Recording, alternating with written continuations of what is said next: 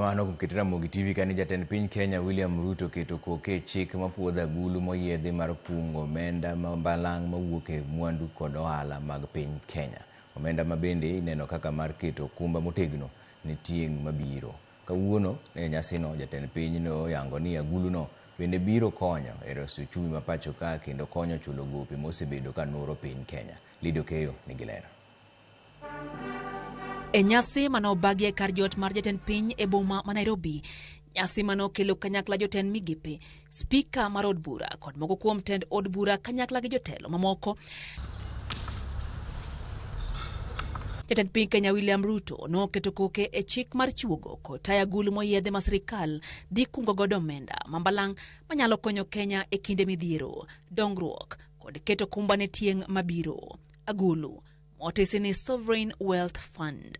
We will also be investing profits that come from investment in our very critical infrastructure like Jomo Kenyatta in the sovereign wealth fund, so that Lynn here and Ronnie and the young ones that came to witness this signing can have a portion of the investments we are making today for their future. Aguluno ibiro kunge omenda mambalang' ma ijuogo kembe makunyo mwandu mantie bolo, omenda ma owuok kuom modhi, omenda ma oya e keto mwandu mag piny Kenya kod keto mwandu gi kembe jigiwegi e kin mamoko. This act is more about economic stabilization.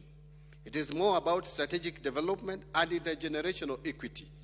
Again, I know we have many naysayers who have kept lecturing us on the need to have a sovereign wealth fund only when we have budget surpluses. Let me tell them, the best time to start was yesterday. Omenda madonje aguluno idhipogi e kidienje adek. Mokwongo, enatamalo 30 madhi e aguch kungo ne tieng' mabiro mondo mi kik giyud kadero ni nono. Kidienje machielo en aguch reso piny e kinde masira kata midhiero ka agulu mar adek en mar timo dongruok kod keto mwandu. What answer shall we give one day to our children when they ask us what happened to titanium? That is why this legislation that today becomes law in Kenya is consequential.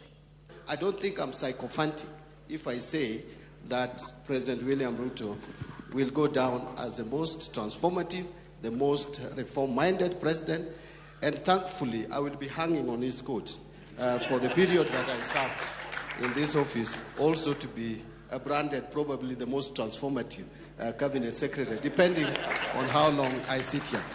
But where we are taking this country, as a government, we are taking this country, you know, we have said it, and it sounds like a joke, but it's the reality, that we are taking this country to Canaan through Singapore.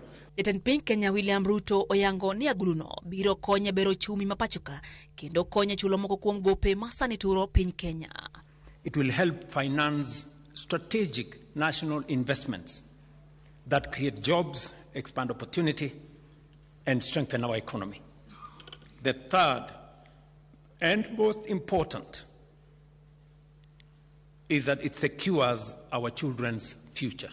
Paro mar aguluno nogo chapa dwe mar ariyo igane ka bang'e nochwali od bura gi jatend kweth mathoth e od bura Kimani Chung'wa e dwe mar adek higani ka koro to jatend piny opodhe ayanga. Lydia Okeyo, Ramogi TV, Nairobi.